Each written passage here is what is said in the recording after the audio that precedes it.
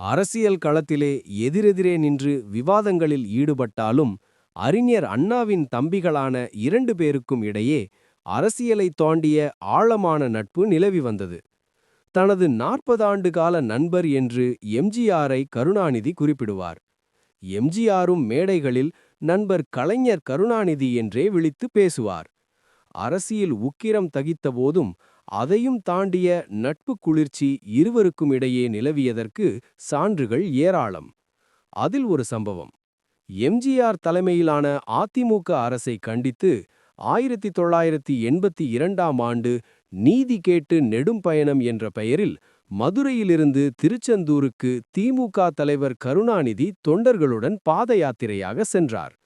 தொடர்ந்து நடந்ததில் அவரது உடல் நலம் பாதிக்கப்பட்டது. காலில் கொப்புளங்கள் ஏற்பட்டன. அப்படியும் பயணத்தை தொடர்ந்தார். விஷயம் முதல்வர் எம்ஜிஆரின் கவனத்துக்கு சென்றது.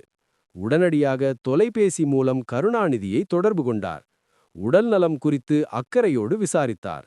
அதோடு கருணாநிதியின் உடல்நிலையை கவனிக்க ஒரு மருத்துவர் குழுவையும் அனுப்பி வைத்தார். இது இருவருக்குமான நட்பின் அடையாளம் மட்டுமல்ல, தனது அரசை எதிர்த்து பாத யாத்திரை போகிறாரே, தனது அரசியல் எதிரியாயிற்றே என்றெல்லாம் கருதாமல் கருணாநிதியின் உடல் நலனில் எம்ஜிஆர் கொண்ட அக்கறையையும் அவரின் அன்பு உள்ளத்தையும் காட்டும் நிகழ்ச்சி இது. இருவருக்கும் இடையிலான நட்பின் ஆழத்துக்கு இன்னொரு சம்பவம். எங்கள் தங்கம்.